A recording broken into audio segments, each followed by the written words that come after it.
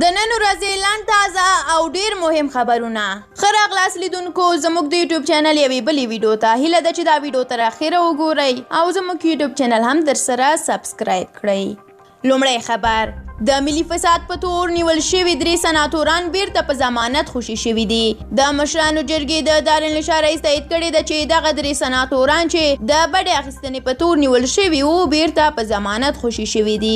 لوی څارنوالۍ هم ویلي چې د دې سناتورانو د توقیف په موضوع د هیواد د اساسي قانون د 102 مادې پر اساس مشرانو جرګې ته راجع کړه، خو جرګې د هغوی له توفیق سره مخالفت وښود، نو ځکه په ضمانت آزاد شول. او د ولسمشر د ملي امنیت سلاکار د یو شمېر لوړپوړو چارواکو په ملتیا کندهار ولایت ته تللی دی.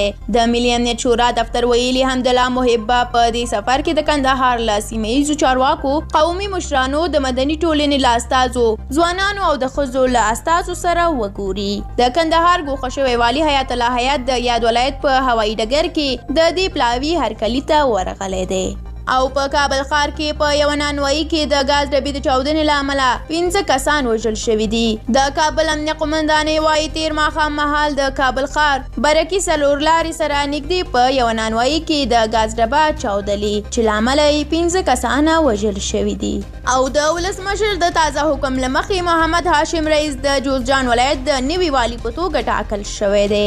او پمپیو ویلي دي چې د دې کار لپاره په افغانستان کې 10,000 امریکایي سرتیرو ته اړتیا نشته او کولی شي چې د افغان پوځ او ناټو ځواکونو پر مټ هر ډول تروریستي ننګونو ته په افغانستان او سیمه کې د پای ټکی کېږدي.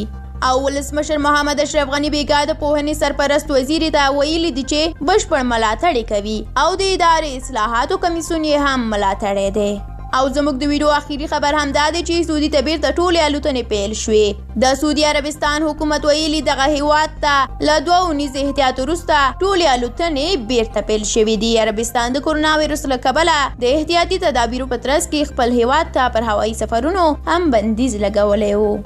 ډیره مننه درنو لیدونکو چې ویډیو مو تر اخره ولیدله. که مو دا ویډیو خوښه شوې وي نو لایک یې کړئ. که غواړئ زموږ نورې ویډیوګانې هم وګورئ او همداسې نورو خبرونو څخه هم خبر شئ، زموږ یوټیوب چینل درسره سبسکرایب کړئ. تر بیا او بلې ویډیو په لوی او بخښونکي خدای مو سپارم. هر چیرته چې یاست اباد او خوشحاله اوسئ.